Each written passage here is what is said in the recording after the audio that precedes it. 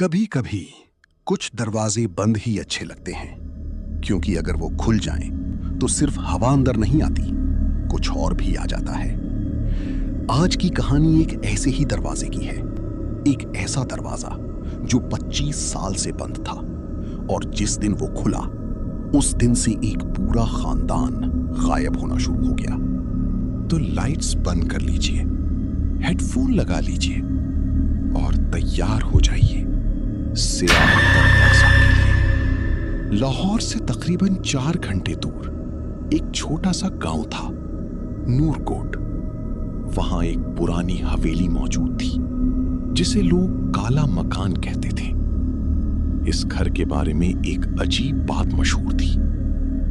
लोग कहते थे कि हवेली के पिछले हिस्से में एक स्याह दरवाजा है जो कभी नहीं खुलता और जो भी उसे खोलने की कोशिश करता है वो या तो पागल हो जाता है या गायब। लेकिन जाहिर है हर कहानी की तरह किसी ने इन बातों को संजीदा नहीं लिया।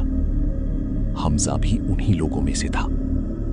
हमजा एक यूट्यूबर था जो हॉरर वीडियोस बनाता था। उसकी चैनल पर लाखों सब्सक्राइबर्स थे। वो अक्सर वीरान जगहों पर जाकर रात गुजारता और फिर उन वीडियोस को अपलोड करता। एक दिन उसके पास एक ईमेल आई। अगर वाकई हिम्मत है तो नूरकोट की हवेली में एक रात गुजार कर दिखाओ। साथ में सिर्फ एक तस्वीर थी, एक पुराना काला दरवाजा। हमजा फौरन तैयार हो गया क्योंकि उसे लगा ये उसकी सबसे वायरल वीडियो बन सकती है। वो अपनी 2 दोस्तों आदिल और जैन के साथ अगले ही दिन नूरकोट पहुंच गया। जैसे ही वो गांव में दाखिल हुए लोग उन्हें अजीब नजरों से देखने लगे। एक बूढ़ा आदमी उनके पास आया। तुम लोग उस हवेली में जा रहे हो? हमजा हंसा। जी बाबा, बस एक वीडियो शूट करनी है। बूढ़े के चेहरे का रंग उड़ गया। रात होने से पहले वहां से निकल आना और अगर सियाह दरवाजा नजर आए तो उसे मत खोलना। शाम होते होते वो तीनों हवेली पहुंच गए। घर वाकई बहुत पुराना था। दीवारों पर स्याह धब्बे, टूटे हुए शीशे और हर तरफ अजीब सी बदबू फैली हुई थी। अंदर मुकम्मल खामोशी थी, ऐसी खामोशी जो कानों में शोर बनकर गूंजती है। हमजा ने कैमरा ऑन किया। दोस्तों, हम अभी इस वक्त नूरकोट की मशहूर हवेली के अंदर मौजूद हैं और अगर ये वीडियो अपलोड हो गई तो मतलब हम जिंदा वापस आ गए। आदिल ने मजाक में कहा। भाई, ये जगह तो फिल्मों से भी ज्यादा डरावनी है। जैन मुसलसल खामोश था। क्या हुआ? हमजा ने पूछा। जैन आहिस्ता बोला, मुझे लग रहा है यहां कोई हमें देख रहा है। उसी लम्हे ऊपर वाली मंजिल से किसी के चलने की आवाज आई।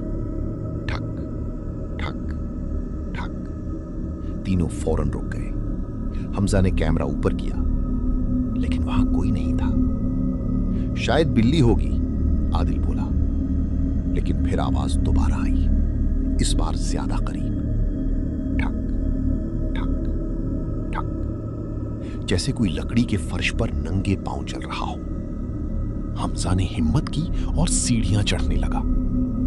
जैसे ही वो ऊपर पहुंचा उसे एक लंबा सा कॉरिडोर नजर आया और कॉरिडोर की आखिर में वो दरवाजा मौजूद था, काला दरवाजा। वो बाकी दीवारों से अलग लग रहा था, जैसे वो इस घर का हिस्सा ही ना हो। दरवाजे पर अजीब निशान बने हुए थे और दरमियान में खराशों से एक लफ्ज लिखा था, मत खोलो। आदिल हंस पड़ा। ये सब लोगों को डराने के लिए किया गया है। लेकिन जैन पीछे हट गया। हमें यहां से जाना चाहिए अभी। तभी दरवाजे के पीछे से किसी औरत के रोने की आवाज आई, बहुत आहिस्ता लेकिन वाज़ेह। जैन के हाथ कांपने लगे। तुम लोगों ने सुना? हमजा ने कैमरे की तरफ देखा। दोस्तों, ये कोई प्रैंक नहीं है। फिर अचानक दरवाजे पर अंदर से जोरदार जरब लगी। धड़ाम! तीनों चीख पड़े। और उसके फौरन बाद खामोशी। रात के तकरीबन 12 बज रहे थे। हमजा ने फैसला किया कि वो लोग नीचे जाकर रात गुजारेंगे और सुबह होते ही वापस चले जाएंगे। लेकिन जैसे ही वो सीढ़ियों की तरफ बढ़े, उन्हें एहसास हुआ कि सीढ़ियां गायब थीं। जहां पहले रास्ता था, अब वहां सिर्फ दीवार थी। ये कैसे मुमकिन है? आदिल की आवाज कांप रही थी। जैन तकरीबन रोने लगा। मैंने कहा था ना, हमें यहां नहीं आना चाहिए था। उसी वक्त कॉरिडोर की लाइट खुद ब खुद जलने बुझने लगी और फिर उन्होंने उसे देखा। कॉरिडोर के आखिर में एक औरत खड़ी थी। लंबे काले बाल, सफेद कपड़े और उसका चेहरा मुकम्मल सियाह, जैसे किसी ने उस पर तारकोल डाल दिया हो। आदिल चीखा, भागो! लेकिन औरत ने हरकत नहीं की। वो बस खड़ी रही और फिर आहिस्ता आहिस्ता उसने अपना हाथ उठाया और सियाह दरवाजे की तरफ इशारा किया। हमजा के हाथ से कैमरा तकरीबन गिर गया। ये हमसे क्या चाहती है? जैन ने कांपती आवाज में कहा, शायद दरवाजा खोलना। तुम पागल हो? आदिल चीखा। लेकिन उस वक्त दरवाजे के पीछे से बच्चों के रोने की आवाजें आने लगीं। एक नहीं, दर्जनों आवाजें। अम्मी, हमें बाहर निकालो, हम अंधेरे में हैं। अम्मी! हमजा का चेहरा सफेद पड़ गया। ये रिकॉर्ड हो रहा है ना? लेकिन कैमरे की स्क्रीन मुकम्मल ब्लैक हो चुकी थी। फिर औरत ने पहली बार बोलना शुरू किया, बहुत धीमी टूटी हुई आवाज में। उसे बाहर आने दो। और उसके फौरन बाद औरत गायब हो गई। तीनों दीवार के साथ बैठ गए। खौफ अब मजाक नहीं रहा था। अचानक हमजा को याद आया कि उसने गांव के एक शख्स से सुना था कि इस हवेली में कभी एक खानदान रहता था। एक आदमी, उसकी बीवी और उनके 3 बच्चे। लोग कहते थे कि वो आदमी काला जादू करता था। वो किसी चीज से राब्ता करने की कोशिश कर रहा था। एक रात पूरे घर से चीखों की आवाजें आईं और अगली सुबह घर खाली था। सिर्फ एक चीज बाकी थी, वो सियाह दरवाजा। हमजा ने आहिस्ता कहा, शायद उसने कुछ अंदर बंद किया था। आदिल ने फौरन जवाब दिया, और हमें उसे बंद ही रहने देना चाहिए। लेकिन फिर कॉरिडोर में दोबारा कदमों की आवाज आने लगी। इस बार एक नहीं, कई लोगों की। ठक ठक ठक, जैसे दर्जनों लोग उनकी तरफ चल रहे हों। तीनों ने मुड़कर देखा और उनका खून जम गया। कॉरिडोर के दोनों तरफ सियाह चेहरों वाले लोग खड़े थे। मर्द, औरतें, बच्चे, सब खामोश और सबकी आंखें मुकम्मल सफेद। वो आहिस्ता आहिस्ता करीब आ रहे थे। हमजा चीखा, दरवाजा खोलो। आदिल ने फौरन इनकार किया, पागल हो गए हो? लेकिन उन मखलूकात के करीब आने के साथ साथ कॉरिडोर छोटा होता जा रहा था, जैसे दीवारें सुकड़ रही हों।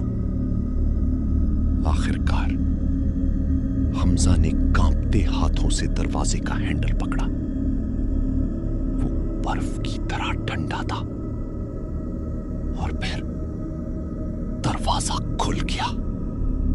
दरवाजे के पीछे कोई कमरा नहीं था, सिर्फ अंधेरा।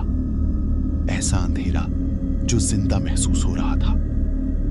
उस अंधेरे से ठंडी हवा निकल रही थी और साथ में हजारों सरगोशियां। वापस आ जाओ, हमें अकेला मत छोड़ो। हमजा अचानक रुक गया। इसने मेरा नाम कैसे लिया? फिर अंधेरे के अंदर से एक शक्ल बाहर आने लगी। पहले हाथ, फिर चेहरा, फिर पूरा जिस्म। वो एक छोटी बच्ची थी, तकरीबन 7 साल की। उसकी आंखें मुकम्मल काली थी और उसके हाथ खून से भरे हुए थे। वो आहिस्ता बोली, तुमने दरवाजा खोल दिया। फिर उसने मुस्कुराना शुरू किया, लेकिन वो मुस्कुराहट इंसानों जैसी नहीं थी, बहुत ज्यादा लंबी, बहुत ज्यादा खौफनाक। उसी लम्हे अंधेरे से दर्जनों हाथ निकले और आदिल को पकड़ लिया। आदिल बुरी तरह चीखने लगा, बचाओ। लेकिन अगले ही सेकंड वो अंधेरे के अंदर घसीटा जा चुका था। सिर्फ उसकी चीखें बाकी रह गईं। फिर खामोशी। जैन पागलों की तरह रोने लगा, हम मर जाएंगे, हम सब मर जाएंगे। बच्ची ने उसकी तरफ देखा। हाँ। फिर अचानक जैन की गर्दन अजीब जाविये से मुड़ गई। क्रॉक! हमजा खौफ से पीछे गिर गया। अब वो अकेला था और उसके सामने वो बच्ची खड़ी थी। हमजा दौड़ने लगा। वो अंधाधुंध हवेली में भाग रहा था, लेकिन हर दरवाजा, हर रास्ता वापस उसी कॉरिडोर में जा रहा था। स्याह दरवाजा, वो बच्ची और वो अंधेरा। अचानक उसका कैमरा दोबारा ऑन हो गया। स्क्रीन पर सिर्फ एक चीज लिखी थी, लाइव। हमजा को समझ नहीं आया, नेटवर्क ना होने के बावजूद वीडियो लाइव कैसे थी? तभी उसके फोन पर हजारों नोटिफिकेशंस आने लगी। तुम्हारे पीछे कौन खड़ा है? भाई भागो! Oh my God! Hamza Aahista Aahista मुड़ा और उसने उसे देखा। एक बहुत लंबी मखलूक जिसका जिस्म मुकम्मल स्याह था। उसका सर छत से टकरा रहा था और उसकी आंखें जल रही थीं। वो मखलूक झुककर हमजा के करीब आई और सरगोशी की, तुमने हमें आजाद कर दिया। फिर वीडियो अचानक बंद हो गई। अगले दिन पुलिस हवेली पहुंची। पूरा घर खाली था। ना हमजा, ना आदिल, ना जैन। सिर्फ एक चीज मिली, हमजा का कैमरा। लेकिन अजीब बात यह थी कि उसकी आखिरी वीडियो अब भी यूट्यूब पर लाइव चल रही थी और वीडियो में सिर्फ एक स्याह दरवाजा नजर आ रहा था जो आहिस्ता आहिस्ता खुल रहा था। पुलिस ने फौरन वीडियो डिलीट करवाने की कोशिश की, लेकिन हर बार वीडियो दोबारा अपलोड हो जाती। आज भी अगर रात 3 बजे नूरकोट की हवेली के करीब जाओ तो अंदर से किसी लड़के की चीखें सुनाई देती हैं और कभी कभी हवेली की ऊपर वाली खिड़की में 3 साए खड़े नजर आते हैं। एक के हाथ में कैमरा होता है और वो तुम्हें देख रहे होते हैं, इंतजार में कि शायद अगली बार तुम स्याह दरवाजा खोलो। तो दोस्तों, अगर आप कभी किसी वीरान जगह पर जाएं और वहां कोई दरवाजा बंद नजर आए तो उसे बंद ही रहने दें, क्योंकि हर दरवाजे के पीछे कमरा नहीं होता। कभी कभी कुछ और भी होता है। अगर आपको यह कहानी पसंद आई तो वीडियो को लाइक करें, चैनल सब्सक्राइब करें और कमेंट्स में जरूर बताएं कि अगर आप हमजा की जगह होते तो क्या स्याह दरवाजा खोलते। मिलते हैं अगली खौफनाक कहानी में।